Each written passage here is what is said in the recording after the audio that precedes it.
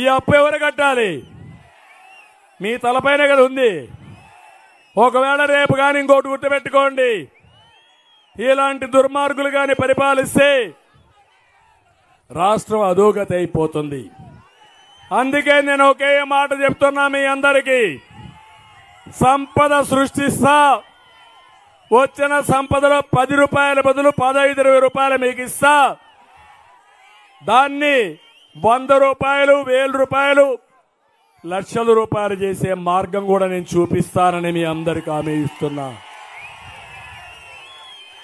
అందుకే ఈ కార్యక్రమం ఆడబిడ్డ సంక్షేమ నిధి కింద, ఆడబిడ్డ నిధి, ఒక ఆడబిడ్డ 18 సంవత్సరాలు అయితే ఒక్కొక్కరికి 1500 ఇస్తానమ్మా.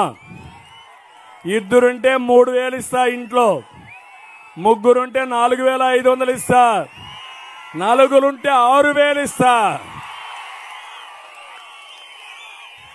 మీరు ఒకటి గుర్తుపెట్టుకోవాలి, మహిళలకు న్యాయం చేసిన పార్టీ తెలుగుదేశం పార్టీ, అవునా కాదా? డాక్రా సంఘాలు ఎవరు పెట్టారు? ఆస్తిలో సమాన హక్కు ఎవరిచ్చారు? ఉద్యోగాల రిజర్వేషన్లు ఎవరు పెట్టారు? రాజకీయాల రిజర్వేషన్లు పెట్టింది ఎవరు? కొత్త బిచ్చిగాడు వచ్చాడు, నేనేదో వేసానని చెప్పుకోవడానికి. నీ మార్కు ఏమీ లేదు ఇక్కడ. అందుకనే మళ్లీ చెప్తున్న, ఈ ఆడబిడ్డల్ని కేంద్రంగా చేసుకుని ఒక శక్తివంతమైన మహిళగా తయారు చేసి ప్రపంచానికి ఆదర్శంగా తయారు చేసే బాధ్యత నాది, నాది, మాది, మాది అని మరొకసారి విజ్ఞప్తి చేస్తున్నా. తల్లికి వందనం. ఒక బిడ్డుంటే 15,000 ఆంక్షలు లేవు, ఇద్దరుంటే 30,000, ముగ్గురుంటే 45,000, నలుగురుంటే 60,000. ఎంతమంది ఉంటే అంతమందికి ఇస్తాను తల్లి, సిద్ధంగా ఉన్నారా అని అడుగుతున్నా. మూడోది దీపం. నేను పెడితే ఆరిపేశారు, అందుకే చెప్తున్నా, మళ్లీ దీపం పెట్టి 3 సిలిండర్లు ఉచితంగా ఇస్తా, దీపాన్ని వెలిగిస్తా. ఆర్టీసీ బస్సుల్లో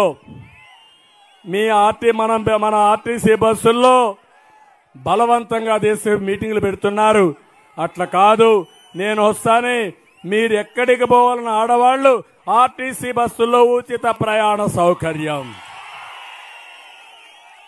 అదే మరిగా తమ్ముళ్ళు, యువత, నేను ఒకటే మిమ్మల్ని కోరుతున్నా, మీరందరూ ఒకటి గుర్తుపెట్టుకోవాలి, ప్రతి ఒక్క యువతకి 3,000 రూపాయలు నిరుద్యోగ భృతి ఇస్తా.